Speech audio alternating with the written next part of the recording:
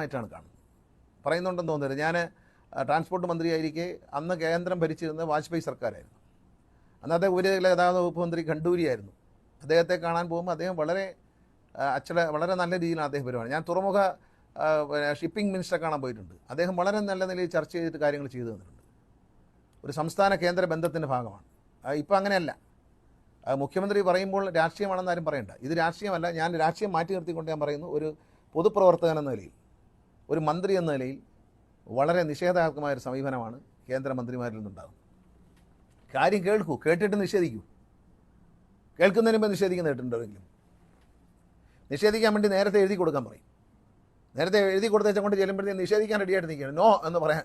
എന്നാൽ പിന്നെ നോ എന്നൊരു കടലാസിങ് അയച്ചാൽ പോരായിരുന്നു. നിങ്ങളിങ്ങോട്ട് വരേണ്ടതില്ല, നോ. അത് ഞങ്ങൾ ഒരുപാട് കാര്യങ്ങൾ കേരളവുമായി ബന്ധപ്പെട്ട ഉപരിതല ഗതാഗതവുമായി motor vehicle department, road safety, ഈ സംഭവിക്കുന്ന എൻഫോഴ്സ്മെൻറ്റുമായി ബന്ധപ്പെട്ട് സംഭവിക്കുന്ന അപകടങ്ങൾ, മരണങ്ങൾ, ലൈസൻസിങ്, ഇതിനെക്കുറിച്ചെല്ലാം ഞങ്ങൾ 6 നിവേദനങ്ങൾ കൊടുത്തു. KSRTC സംബന്ധിച്ചും കൊടുത്തു.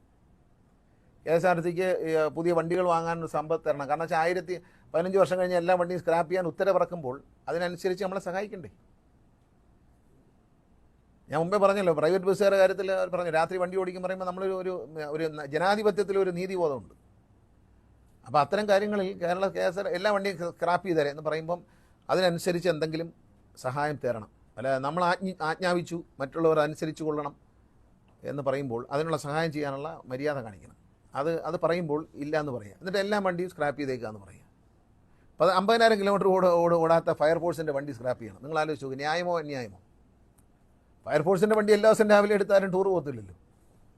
പല ഫയർ എഞ്ചിനും 15 വർഷം കഴിഞ്ഞെങ്കിലും 1,00,000 കിലോമീറ്റർ പോലും തികയാത്ത ഫയർ എഞ്ചിനുകളാണ്. രാവിലെ ഇപ്പം ഓടിച്ചു തീർക്കണം എന്നും പറഞ്ഞ് രാവിലെ ഫയർ എഞ്ചിൻ എടുത്തിട്ട് ഓടിക്കാൻ പറ്റും. പോലീസിൻ്റെ ബസ്സുകൾ പലതും 1,00,000 കിലോമീറ്റർ 1,50,000 കിലോമീറ്റർ പോലും ആയിട്ടില്ല. 15 വർഷം കൊണ്ട് എന്താണ് ചെയ്യുന്നത്? ഒന്നുകിൽ എവിടെയെങ്കിലും ഒരു സെക്രട്ടേറിയറ്റിൻ്റെ മുമ്പ് വരെ വരും ക്യാമ്പിൽ നിന്ന്. അവിടെ സമരങ്ങൾ കഴിയുമ്പോൾ വൈകിട്ട് തിരിച്ചു പോകും. മാക്സിമം പോകുന്ന ദൂരം എന്ന് പറഞ്ഞാൽ ക്യാമ്പിൽ നിന്ന് ശബരിമല ഡ്യൂട്ടിക്ക് പോകും. വേറെ എവിടെയാണ് ഈ പോലീസ് വണ്ടി കൊണ്ടായിരിക്കും ടൂർ പോകാറുണ്ടോ?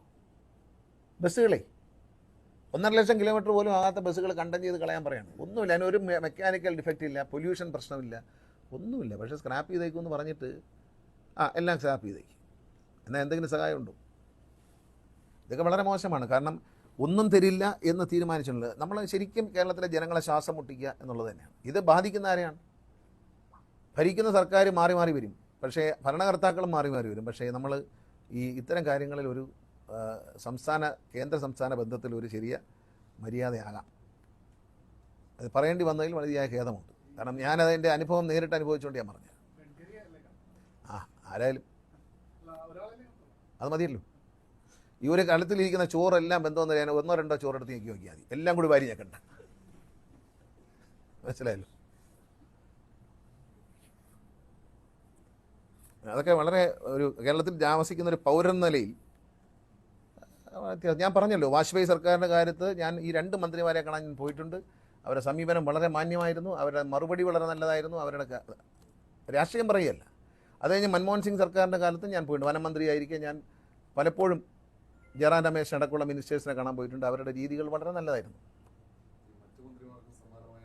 കാണും, ഉണ്ടാകുമല്ലോ, തീർച്ചയായിട്ടും ഉണ്ടാകും. പക്ഷെ ഞാനതങ്ങ് തുറന്നു പറഞ്ഞതേ ഉള്ളൂ. നമ്മൾ അറിയണമല്ലോ. ഞാൻ പറഞ്ഞല്ലോ, 2 മന്ത്രിസഭയുടെ കാലത്ത് ഞാൻ മന്ത്രിയായിരുന്നുണ്ട്. വാജ്പേയി സർക്കാരിൻ്റെ കാലത്ത് കേരളത്തിലെ ഗതാഗത മന്ത്രിയായിരുന്നു.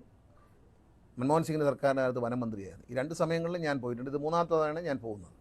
3ാമത്തെ അനുഭവം വളരെ വേണ്ടാന്നൊരു സമീപനമില്ല. നമ്മൾ ഇങ്ങോട്ട് വരണ്ട എന്ന് പറയില്ല, തരില്ല.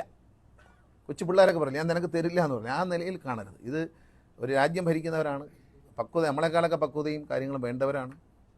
ഇപ്പോൾ നമ്മളൊരു മന്ത്രി എന്ന നിലയിൽ നമ്മളെ കാണാൻ പല ആൾക്കാരും വരും. അവർ വരുമ്പോഴേ പറ്റൂല ഇറങ്ങിപ്പാൻ പറയുമായിരിക്കും. ഇല്ലല്ലോ, നോക്കാം. കൺസിഡർ ചെയ്യില്ല എല്ലാവരും. ആ കൺസിഡറേഷനൊക്കെ വേണം. അതൊക്കെ ഒരു സാമാന്യ മര്യാദയുടെ ഭാഗം കൂടിയാണ്. ഓപ്പോസിഷനോടുള്ള ഒരു പൊളിറ്റിക്കൽ റെസ്പെക്റ്റ് കുറവായിരിക്കും. അത് പാടില്ല.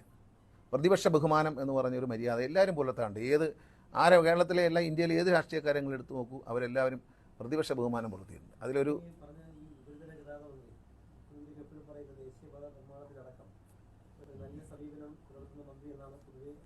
അല്ല, കേരള സർക്കാർ മറ്റ് സംസ്ഥാനത്തിന് കൊടുക്കണം. കേരള സർക്കാരിൻ്റെ ഇരട്ടി പൈസയാണ് വാങ്ങിക്കുന്നത് സ്ഥലം വാങ്ങുന്നത്.